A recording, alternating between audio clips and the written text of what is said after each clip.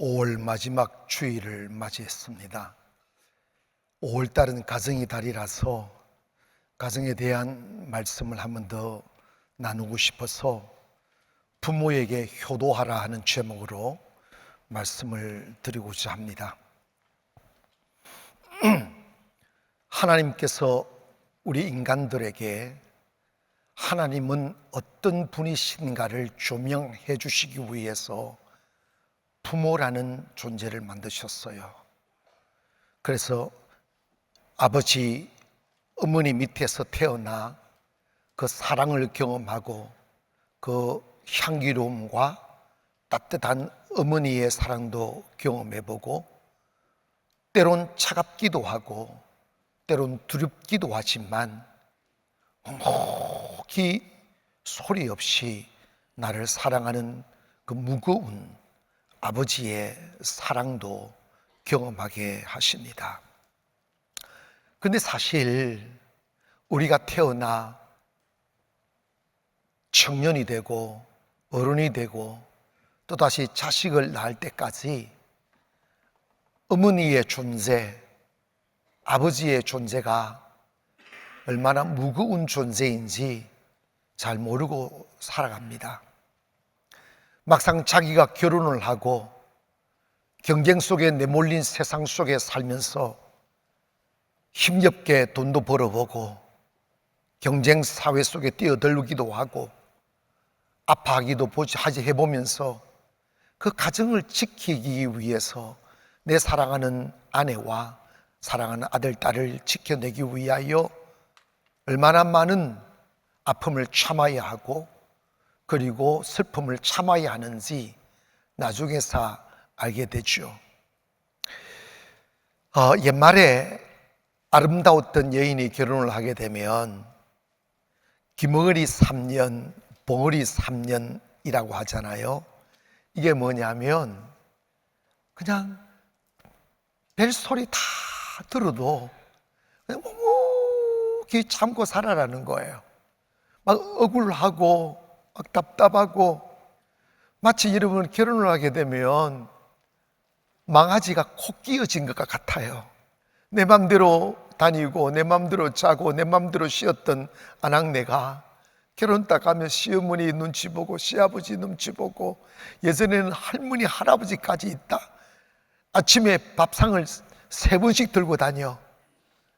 그 고달프고 그 슬픈 삶을 말하고 불평하면 깨지니까 3년 동안 죽어 살아라는 거예요. 그래서 참 예전의 아낙네들의 그 애안서린 삶의 고통과 눈물은 어느 민족이 그걸 이해를 하겠어요. 그런데 남자들은 뭐 큰 기침만 하고 큰 소리만 치며 쉬운 삶을 사는 것 같아도 지금에 와서 남자들 참 때로는 불쌍하다 하는 생각이 들더라고요. 여러분 죄송한데 어머니들은 자식 낳아서 물론 기르는 힘듦도 있지만 아들하고 이야기하고 딸하고 이야기하고 내 것만 들잖아. 니는 내 거야 이러잖아.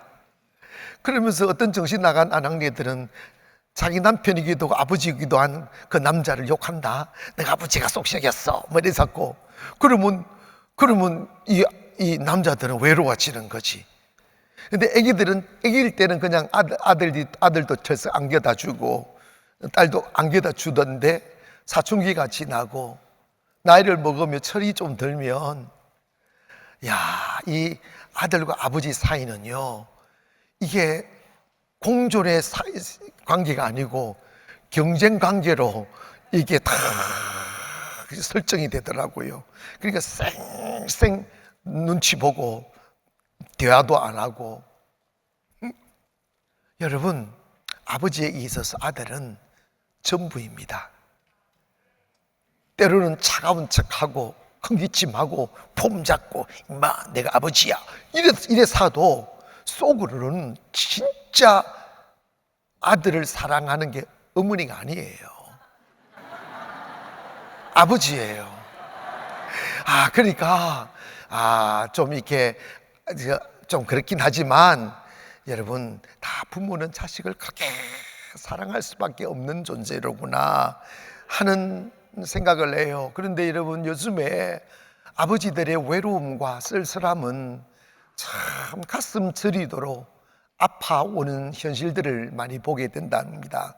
그게 뭐냐면, 이렇게 아버지는 내가 열심히 땀을 흘리고 자존심 버리고 무시당하면서 참아내면서 돈 열심히 벌어 집에 갖다 주면 그것이 내가 자식을 사랑하는 법으로 생각하고 아내를 사랑하는 법으로 생각하고 그것이 전부라고, 내 자식이, 내 아내가 이것을 알겠지라고 생각하며 열심히 살았는데,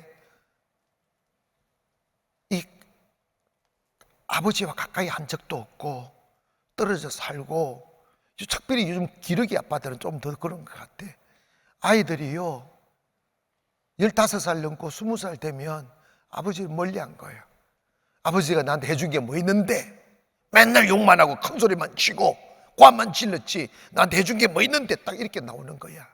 아버지는 그 긴 모진 세월을 자식들 뒷바라지하느라고 여행 한번 못 가고 좋은 음식 한번 먹어보지 못하고 자유롭게 그냥 쉬지도 못하고 살아온 삶이 있는데도 불구하고 자식은 그걸 몰라주는 거예요. 그러다 보니까 억청이 무너지니까 자식 꼴도 보기 싫고 하니까 이 악순환의 반복이 되는 거예요. 대화도 안 되고, 그러다 보니까 막 이렇게 나이를 먹으면 집에 나가버리고 사산조각 나버리고. 여러분, 다 지나고 하나님이 우리에게 말씀하는 거예요.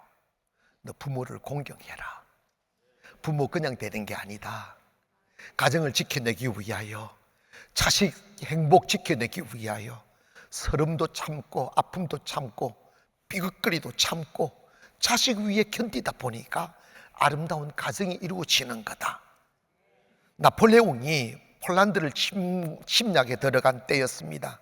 폴란드 한 농촌에 한 영주가 있었는데, 침략해 온 나폴레옹 황제에게 좀 잘 보이기 위해서 그 영주가 자기 집으로 나폴레옹 일행을 초대를 했습니다.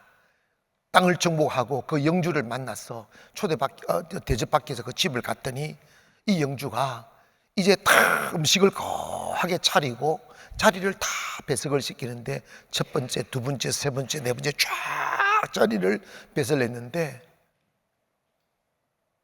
첫 번째 자리에 당연히 이 황제 나폴레옹을 앉힐 줄 알았는데, 첫 번째도 아니고 두 번째도 아니고 세 번째 자리에 딱 앉게 만드는 거예요. 그래서 참모가, 아니 대제국의 황제를 이렇게 대할 수가 있느냐고, 어떻게 이렇게 세 번째 자리에 우리 황제를 앉게 하느냐고 딱 불평을 하니까, 그때 이 영주가 하는 말이, 나라에는 황제가 제일 높으신 분이지만 저희 가정에는 우리 노부모가 계신다고, 우리 가정에서는 우리 아버지, 우리 어머님이 제일 높으신 분이라고. 그래서 죄송하지만 우리 가정에서는 첫 번째 자리가 우리 아버지의 자리요, 두 번째 자리가 우리 어머님의 자리고, 정말 죄송하지만 제가 황제님을 존경하지만 세 번째 자리에 앉아주시기를 바랍니다 라고 조심스레 말씀드렸더니, 나폴레옹이 거기에 감동을 받은 거야. 아, 맞다. 부모를 이렇게 잘 섬기고 부모를 높게 생각하는 자식이면 진짜 황제를 잘 섬길 수 있는 백성이 될 수 있겠다 하는 생각에서 오히려 더 상을 내렸다는 거예요. 사랑하는 여러분, 왜 성경에서 우리에게 부모를 공경하라고 하셨을까요? 그 이유는 첫 번째로, 우리는 부모님의 분신입니다. 우리 안에 부모의 피가 흐르고 우리 안에 부모의 DNA가 자라나 지금의 모습으로 다 이루고 있는 거예요. 그런데 여러분, 부모가 우리를 나되게 하는 과정에서 얼마나 많이 희생하고 헌신하고 자기 몸 돌보지 않고 아파도 힘들어도 슬퍼도 외로워도 그 엄마의 자리, 그 아버지의 자리를 지키기 위하여 흘렸던 눈물들, 정말 그 어떤 언어로도 표현할 수 없는 거죠. 옛말에 이런 말이 있습니다. 부모는 돌아가시면 땅에 묻고 자식이 죽으면 어디에 묻는다? 가슴에 묻는다. 여러분, 우리 어릴 적에 열이 나면, 아프면, 아이가 아프면 엄마가 언제 잠을 잡니까? 밤새 그 열쇠 보고 엉덩이에 손 내보고 막 이랬죠.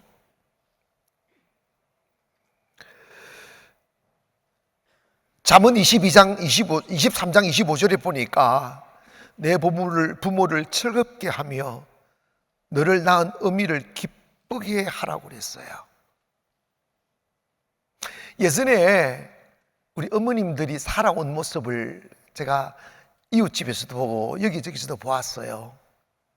예전에 가난했던 시절에 한 번씩 고기 반찬이 나오면 어머니 드세요 이러면 어머니 하는 말, 아니 너희들 먹어라, 나 이미 많이 먹어서 배부르다, 그런 거예요. 진짜 자식들은 진짜 엄마가 음식하면서 다 드신 줄 알고 막 개걸스럽게 다 먹어버려요. 그런데 알고 보니까 어머니 아침도 안 드셨으면서 자식들 먹이려고 엄마는 이미 많이 먹었으니 너희들 많이 먹으라고 하면서 고기 반찬을 먹고 싶어도 먹기 싫은 척 쇼하셔요. 그게 엄마예요. 응? 아빠는 안 그런 줄 아십니까? 세상 직장생활과 사회생활에 지쳐 상처받고 무시당하고 자존심 구기면서 막 술에 완전 크게 취해야 정신을 차릴 것만 같아도 맨정신으로 집에 들어와서 오기니까 고기 푹 숙이고 너무 인생이 힘들다 말하지만 대문 딱 여는 순간에 얼굴에 힘 딱 주고 아무런 일이 없는 것처럼 하고 폼 잡잖아. 여러분, 이게 인생이에요. 사랑하는 여러분, 전쟁이 일어나면 자식은 배 터져 죽고 부모는 굶어 죽는다는 말이 있잖아. 부모는 그저 자식밖에 모른다잖아요. 그저 자식만 먹이고 자식 좋은 곳 입히고 자식한테 온 관심이 다 있는 거예요. 왜냐? 부모에게 자식은 자기 분신이에요.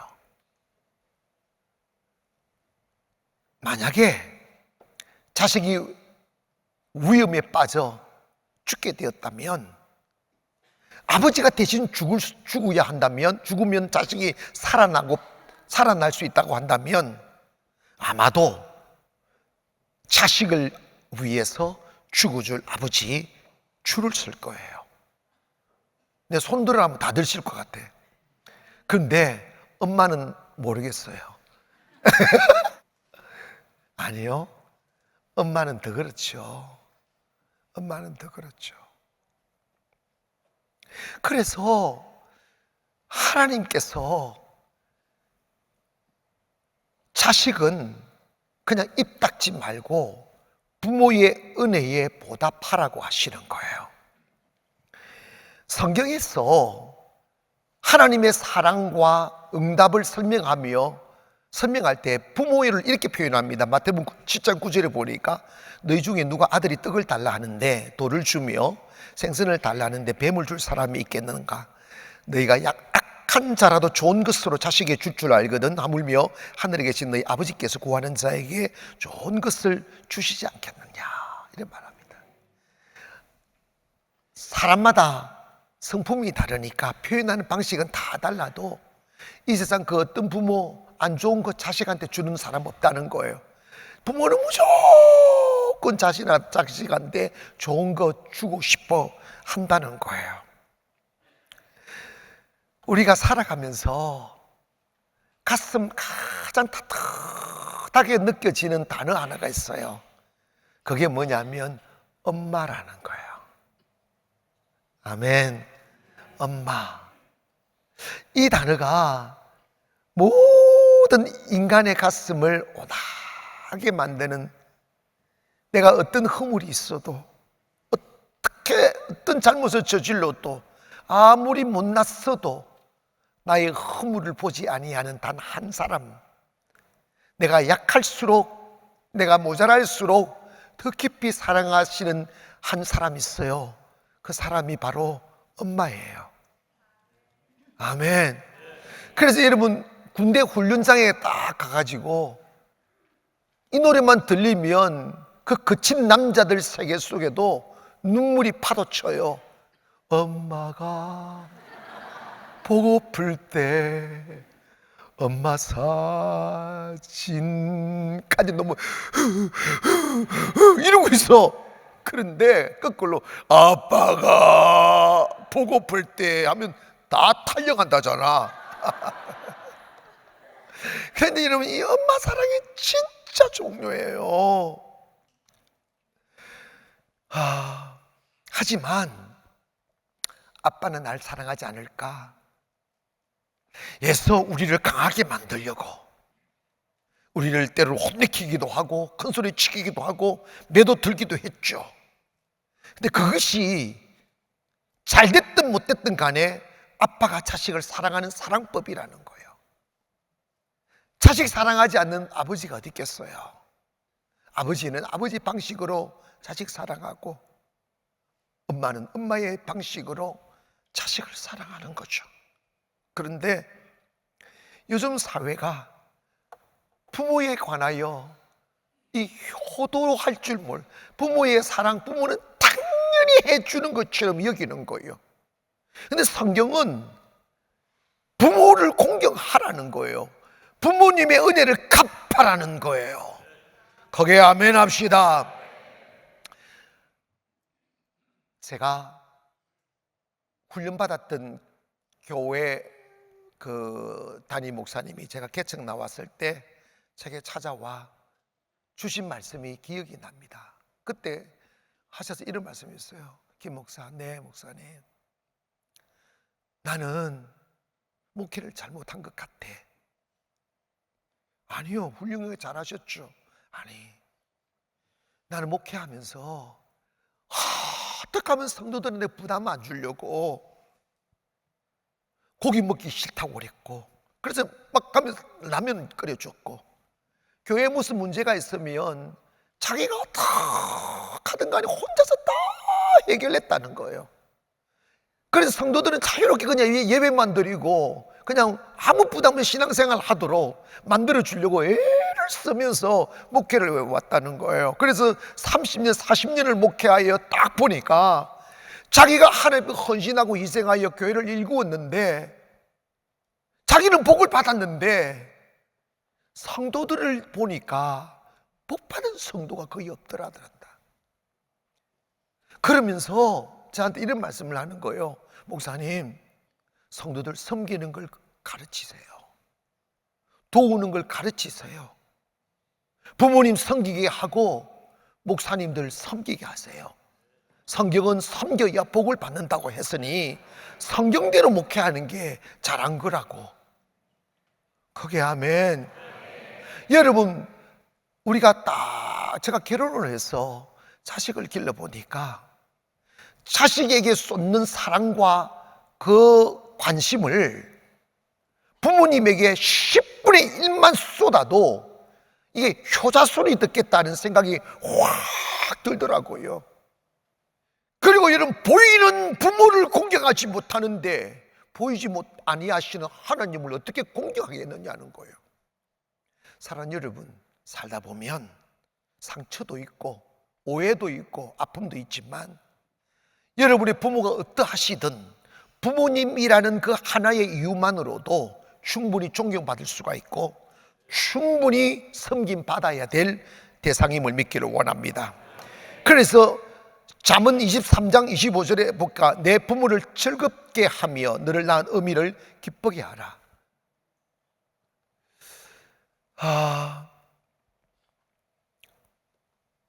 왜 그래야 되느냐 하면 부모를 즐겁게 하고 부모를 기쁘게 해야 땅에서 잘 되고 장수한다고 성경이 말씀하고 있어요.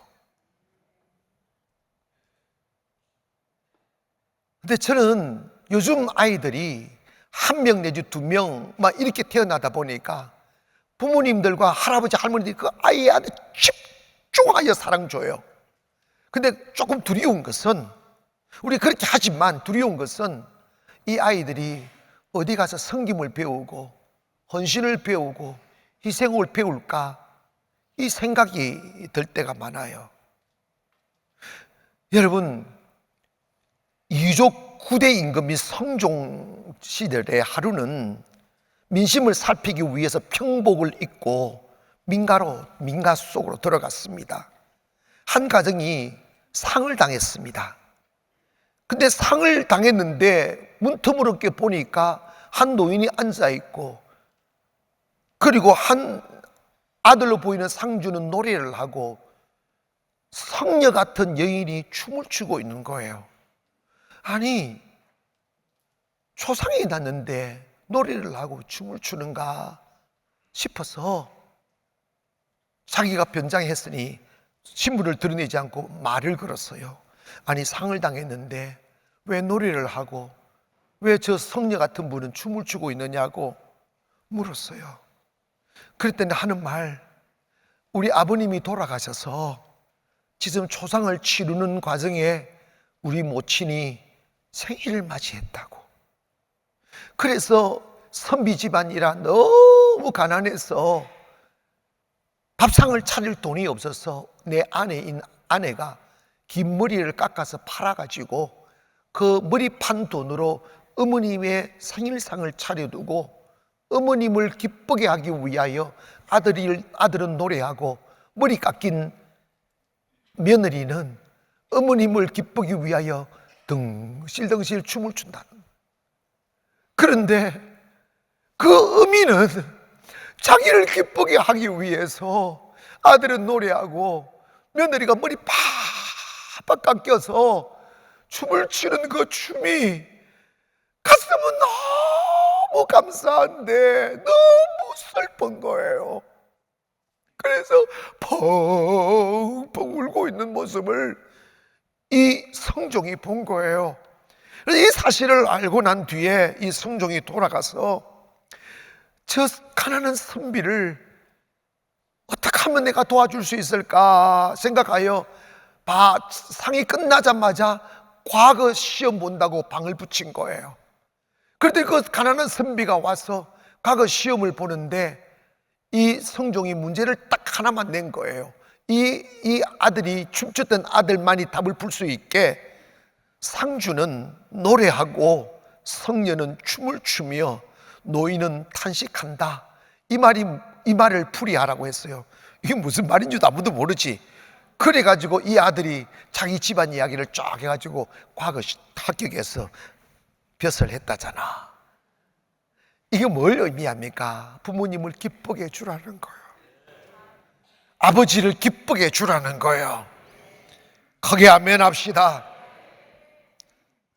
옛말에 연수약은이라는 그 말이 있어요. 이 말은 뭐냐면 나무가 고요히 서고자 하나 바람이 멈추지 않고 자식이 효도하고자 하나 부모가 기다려주지 않는다는 말이라는 거죠. 우리는 자식 키울 때 가난하니까 나 좀 안정되고 좀 여유가 있으면 우리 부모님 좋은 집 지어드려 편안하게 모실 거야, 이 망상을 안 가지는 자식 아무도 없어요.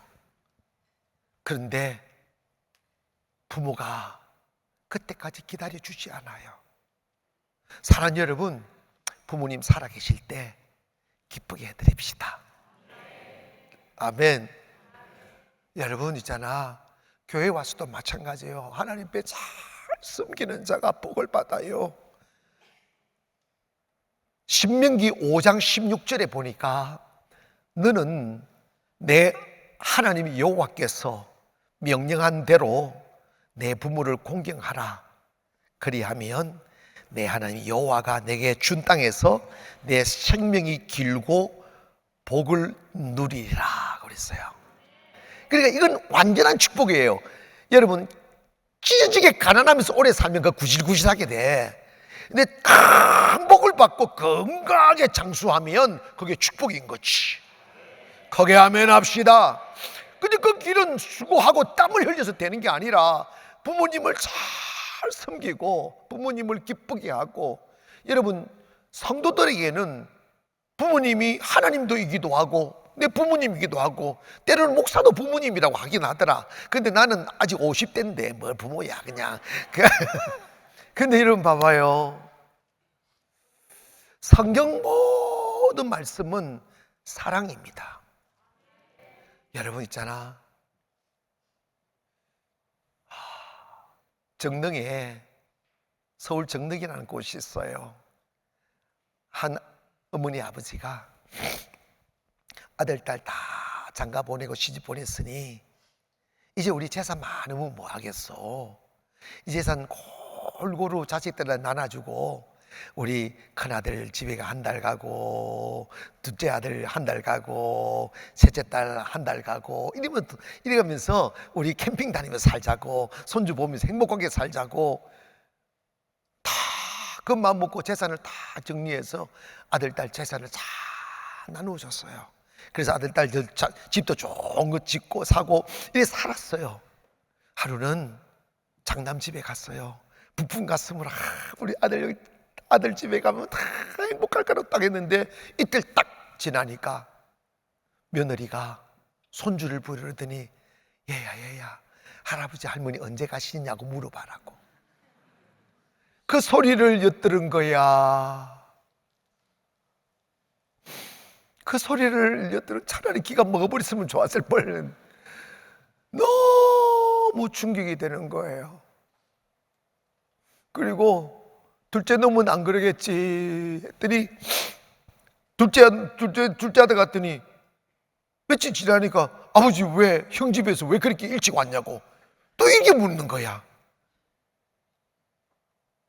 나중에서 정말 이 두 분이 비극적인 죽음을 맞이했다는 이야기입니다. 있잖아요, 제가 분명히 말씀드립니다. 효도를 가르쳐야 효도합니다. 거기에 아멘 하셔요. 자식 효도 가르쳐야 돼요. 그래서 내가 우리 선배 목사님이 그 가르친 대로 나는 여러분한테 선교하게 만들고 헌금하게 만들고 내가 오가는 뇌물 중에 사랑이 싹 든다 막 이래서 그러잖아. 거기에 아멘 하셔. 그런데 여러분 봐봐요, 하나님 사랑하는 사람이 섬기더라. 섬기는 사람이 복을 받아요. 제가 다시 말씀드립니다. 맨날 어머니 아빠 큰소리 치가 돈 빼앗아가는 자식들 크니까 다 망가지더라고. 그런데 여러분 효도하는 자식은 잘 돼. 성경이 분명히 말씀합니다. 부모를 무시하고 부모에게 효도 안 하는 자식 하나님 섬길 수 없다. 하나님 절대로 그럴 수 없다. 보이는 부모를 공경하는 자가 보이지 않는 하나님을 공경할 수 있다. 아멘. 그래서 여러분, 여러분의 가정 행복하기를 원합니다. 그리고 부모님 살아계신다면 잘 섬기세요. 부모님을 기쁘게 해주라는 거예요. 돈이 많이 드는 게 아니에요. 아버지가 무슨 세상을 알아? 아버지는 지금 시대를 아느냐고. 짜증나. 그러면 안 돼요. 아버지 부모를 업신여기지 말라고 그랬어. 거기에 아멘. 그래서 여러분 부모님을 존경하고 섬기고, 그리고 성경에 가장 부모님을 기쁘게 해드리라. 거기에 아멘. 부모를 기쁘게 해드리라. 그리하면 네가 장수하고 복을 받을 것이다. 이게 하나님의 약속입니다. 오늘 저와 여러분이 부모님 잘 섬기고 하나님 잘 섬기고 이웃을 잘 섬겨서 큰 은혜와 축복 속에 행복을 키워가는 가문 만들기를 주님의 이름으로 축원합니다. 기도하겠습니다.